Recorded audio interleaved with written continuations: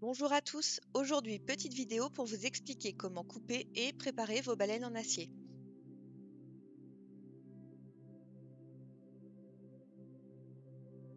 Tout d'abord, on va venir tracer des traits à environ 1 cm du bord de notre patron.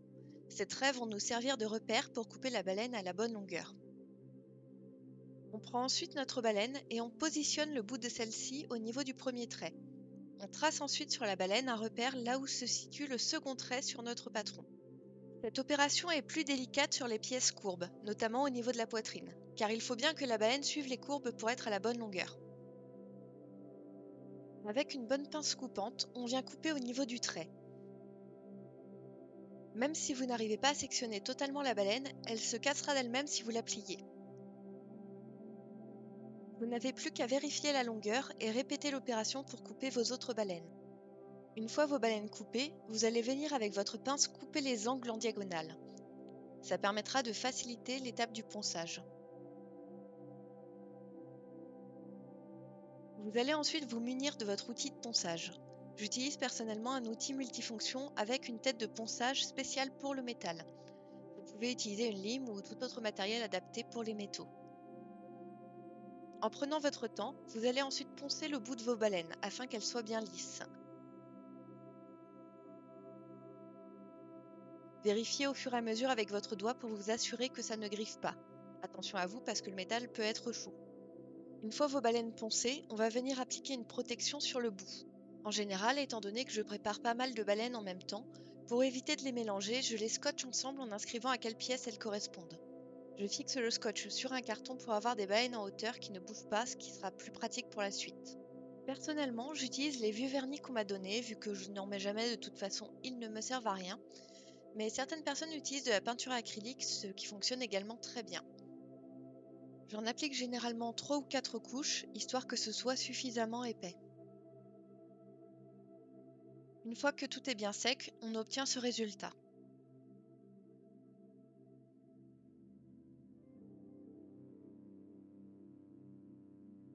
Une autre méthode que j'utilise quand je veux gagner du temps, c'est d'utiliser une gaine thermorétractable.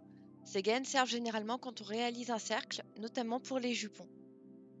Pour ma démonstration, je n'ai pas préparé le bout de ma baleine, mais il est préférable d'au moins couper les angles en diagonale. L'idéal restant bien sûr de la poncer. On glisse notre baleine dans la gaine sur environ 1,5-2 cm et on coupe en laissant environ 1 cm de marge.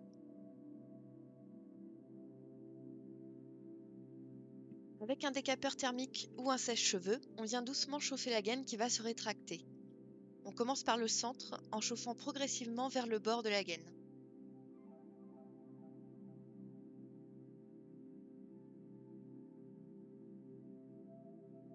On pince la partie qui dépasse avec une pince pour bien fermer la gaine, car avec les doigts, le plastique étant très chaud, il y a un risque de brûlure.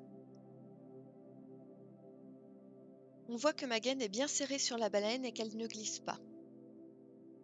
On recoupe ensuite la gaine 1 mm plus longue que la baleine en arrondissant pour éviter d'avoir des angles pointus.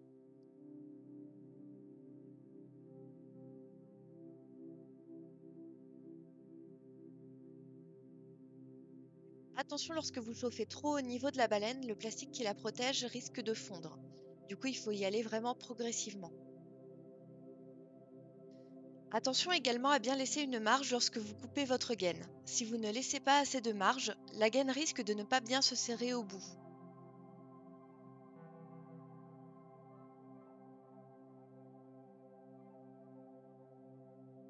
Passons maintenant aux baleines spirales.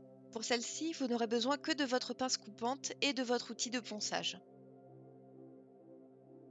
Comme pour les baleines droites, tracez un repère à 1 cm du bord de votre patron. Positionnez le bord de la baleine au niveau du premier trait et suivez la forme du patron qui est légèrement en courbe jusqu'au second trait.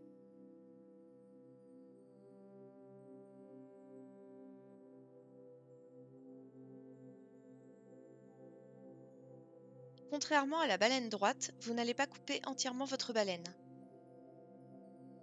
Vous allez uniquement venir couper un des fils d'acier qui la composent.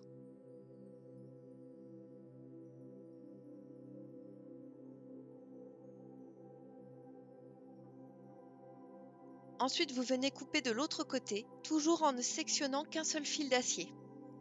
De cette manière, vous gardez une partie arrondie sur votre baleine. Avec votre pince, vous allez couper au maximum les fils qui dépassent.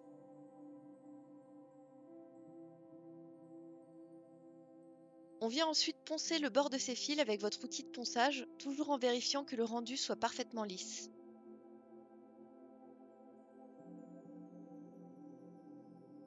Votre baleine est désormais terminée. Merci d'avoir regardé cette vidéo, j'espère qu'elle vous aura plu.